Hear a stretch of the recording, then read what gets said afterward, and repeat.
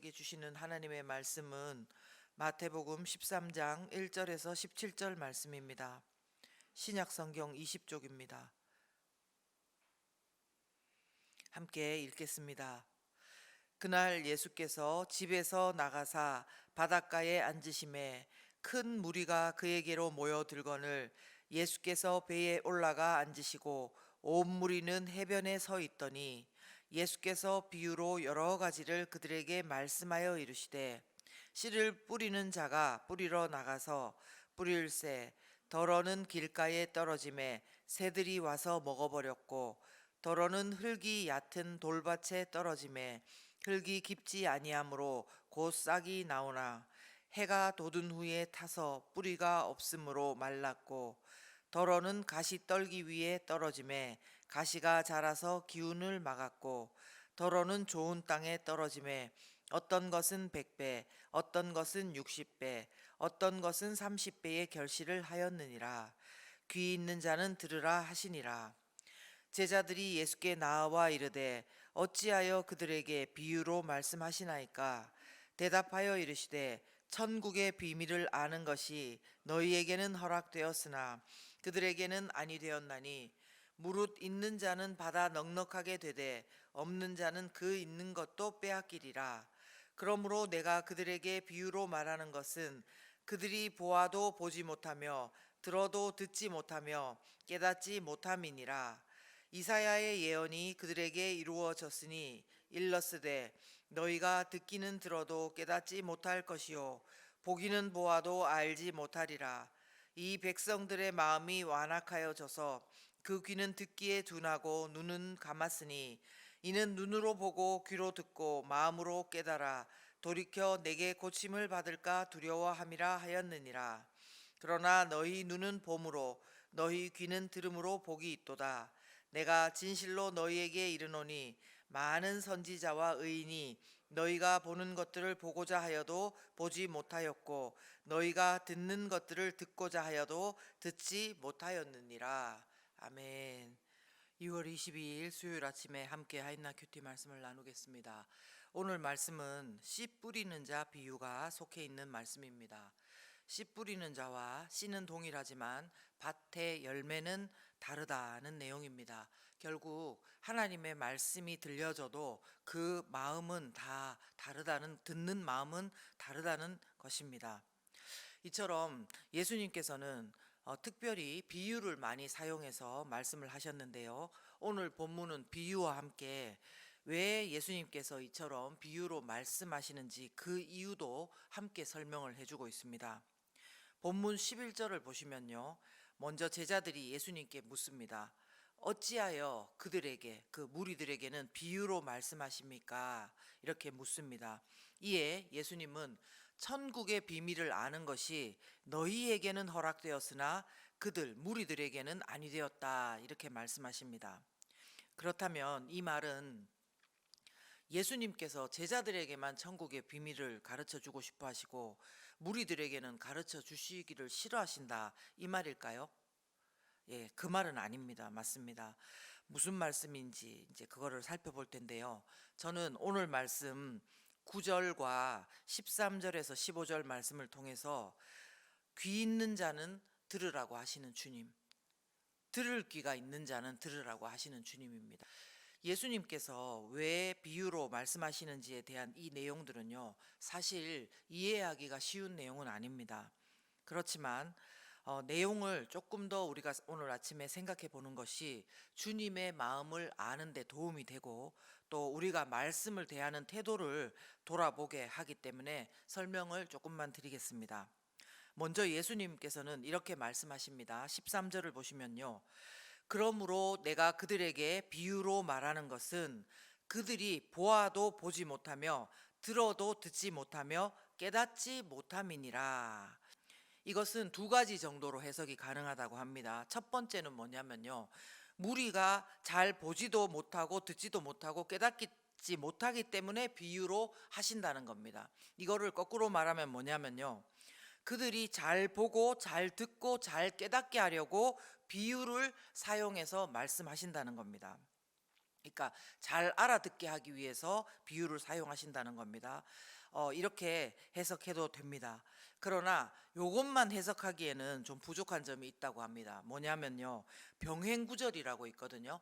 같은 복음서에 이 말씀과 병행구절이 있는데 마가복음 4장 12절과 누가복음 8장 10절의 내용은 조금 전에 해석으로 하면은 좀 반대가 되고요. 특별히 이어지는 이사야 말씀과 조금 전에 해석은 좀 맞지 않는 부분이 있다고 합니다. 그래서 두 번째 해석은 뭐냐면요. 무리가 보고 있지만 보고 싶어 하지 않고, 듣기는 하지만 듣고 싶어 하지 않고, 깨달으려 하지 않는다는 겁니다. 그래서 그런 사람들은 말씀을 알아듣지 못하게 하려고 비유를 사용해서 말씀하셨다는 겁니다. 이 무슨 말씀입니까? 말씀을 쉽게 잘 알아듣게 하려고 비유를 사용하셨다. 그것도 맞지만 말씀을 듣고 있지만 들으려 하지 않고, 보지만 보려고 하지 않고, 깨닫지 않으려고 하는 사람한테는 못 알아듣게 하려고 비유를 사용하셨다는 겁니다. 완전 반대점이 있는 이야기죠. 즉 말씀을 듣고 깨닫고 주님을 따라오려는 사람한테는 천국이 무언지 잘 들릴 수 있도록 비유를 사용하시는 거지만요. 반대로 말씀을 듣지만 보려고 하지 않고 들으려고 하지 않고 깨닫지 못하고 주님을 따르지 않고 사유화하는 거, 하나 더 그냥 좋은 말씀을 들어놓으려는 그런 사람한테는 못 알아들으시도록 하기 위해서 비유로 말씀하신다는 것입니다. 우리는 무조건 말씀을 많이 들으면 좋다는 생각이 있습니다. 그런데 예수님은 말씀을 듣고도 그게 지금 따라가는 게 아니고 그냥 듣지만 들으려 하지 않고 보지만 보려고 하지 않고 그러면은 차라리 못 알아듣는 것이 낫다, 이렇게 말씀하시는 겁니다. 왜요? 그것은 들은 말씀이 믿음과 부합하고 우리 삶으로 드러나서 우리를 하나님의 사람으로 살게 하는 것이 아니라요. 말씀을 듣는 것과 아는 것이 그저 나를 증명하는 도구, 나를 드러내는 도구, 아니면 15절 말씀 표현처럼 오히려 마음이 완악하여지도록 만들기 때문에 그렇게 예수님께서 비유를 쓰신다는 것입니다. 그러므로 주님의 의도는요, 그렇다고 깨닫는 자들에게만 말씀을 알아듣도록 하겠다가 아니고요. 더 풀어서 말씀드리자면 하나님의 말씀을 듣고자 하는 사람, 귀가 있는데 그 귀로 하나님의 말씀을 간절한 마음으로 사모하는 마음으로 듣고자 하는 사람이 듣기를 원하신다는 것입니다. 더 나아가서는 우리가 하나님의 말씀을 들을 수 있는 부드러운 마음으로 계속 있기를 원하신다는 말씀이 되겠습니다. 저와 여러분에게 주님은 오늘도 말씀을 들려주십니다. 주님은 우리의 마음 상태를 오늘 잘 아십니다. 그런데 같은 말씀이지만 우리가 너무너무 다르게 느낄 때가 있지 않습니까? 때로는 같은 말씀을 보고 전혀 깨닫지 못할 때가 있는가 하면, 때로는 같은 말씀을 보고 이 말씀이 여기에 있었나 그러면서 듣고 깨닫게도 하신다는 것입니다.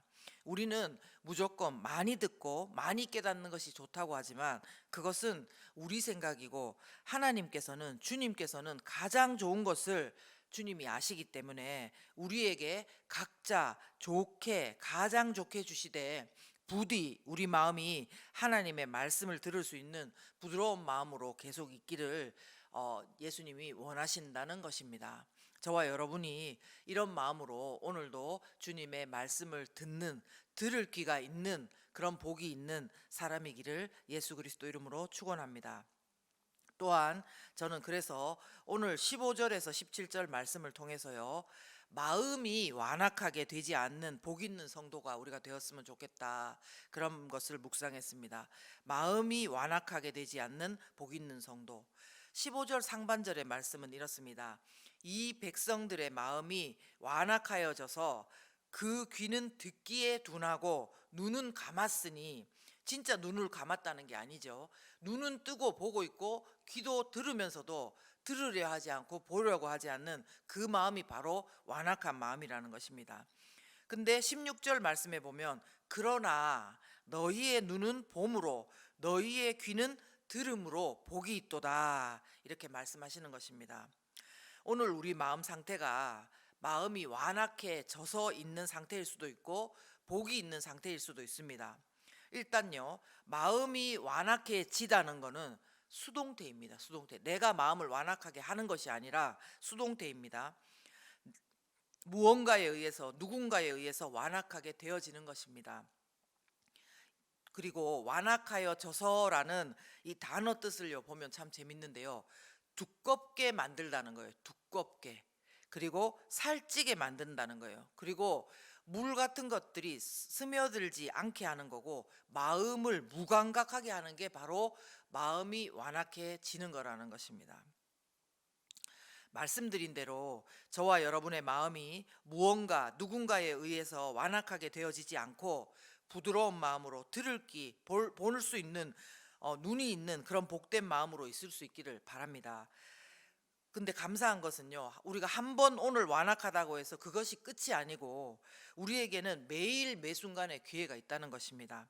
신앙생활을 하면서 여러분도 경험을 해보셨겠지만, 처음에는 우리가 주님의 어떤 말씀도 수용할 수 없는, 우리 마음이 아주 두껍고 둔탁하고 살찌고 그런 마음 상태였는데, 어느덧 말씀이 우리 마음 가운데 와닿으면서 하나하나 싹이 트고 그 다음에 뿌리가 내려지고, 그 말씀이 우리 안에서 열매 맺고 또 우리를 이끌어가는 거, 만져가시는 것을 경험하게 되셨을 것입니다. 오늘 당장이 아니라고 하더라도 하나님께서 우리의 마음을 가장 좋은 때에 또 부드럽게 해주시고, 그 마음이 유지될 수 있도록 하나님 앞에 간절하게 우리가 또한 나아갈 때 하나님께서 우리에게 들을 귀 있는, 복 있는 성도가 되게 해 주시는 줄 믿습니다.